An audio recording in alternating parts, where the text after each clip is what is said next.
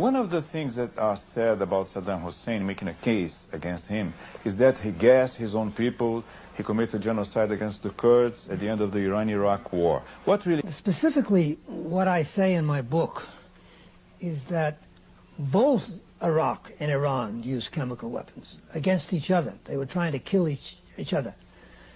The story essentially was distorted here in the United States to make it appear that only Iraq used chemical weapons, that the Iraqi chemical weapons killed the Iraqi civilians, the Kurds, and that this was done deliberately as an act of genocide.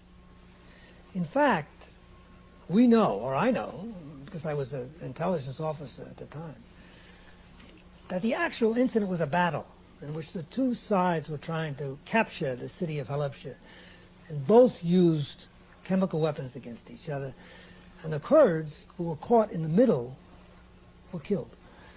So you can't say it's genocide. Moreover, the Defense Intelligence Agency in the U.S. examined the battle afterwards, immediately afterwards, and they concluded that based on an examination of the corpses, that the type of gas that killed the Kurds was the gas the Iranians used, but not the Iraqis. It's called a blood agent. It's called a blood agent. It's a cyanide-based gas, and it gives itself away because the corpses, the extremities are blue.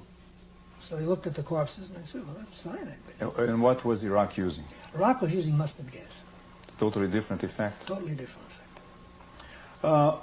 Why do you think that the CIA at the time used that information that you say is distorted, that Iraq was committing genocide against the Kurds? It wasn't primarily the CIA. Unfortunately, the CIA went along. But primarily, it was the Bush administration, the other Bush administration. Up until the end of the Iran-Iraq war, there was not a great deal made of this Halabja incident. The DIA said it was the Iranians. The Bush administration accepted that, and no great to-do was made of it. As soon as the Iraqis won the war, and it appeared that the balance of power in the Middle East had been significantly disturbed, because now the Iranians could not fight anymore, the United States realized that it had a problem on its hand in Iraq, because the Iraqis, having won the war, were now beginning to assert themselves. They were beginning to make statements to the effect that only the Arab states in the Gulf should be responsible for the security of the Gulf. Effectively, what they were asking us was to get out, the Americans to get out. So immediately, the administration shifted, and Iraq became the villain.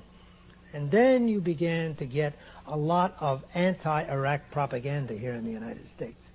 And one of the main charges that was leveled was this one about the gassing of the Kurds.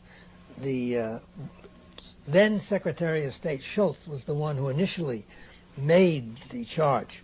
And he said not only had the Iraqis used gas at Halabja, but at the very last days of the war, this would be in the summer of '88, they undertook a campaign to wipe out the Kurds using chemicals. And they even went so far as to say 100,000 Kurds were killed, which was nonsense. You can't kill 100,000 people using chemical weapons in the kind of terrain you have in northern Iraq. So I would say it was done to demonize the Iraqis and to cheat them of the victory they'd won, and to hopefully, from the administration's side, reestablish a suitable balance of power in the Persian Gulf. Saddam Hussein is the ultimate Ba'athist. He is an organization man. If he goes and the Ba'ath goes, the country falls apart.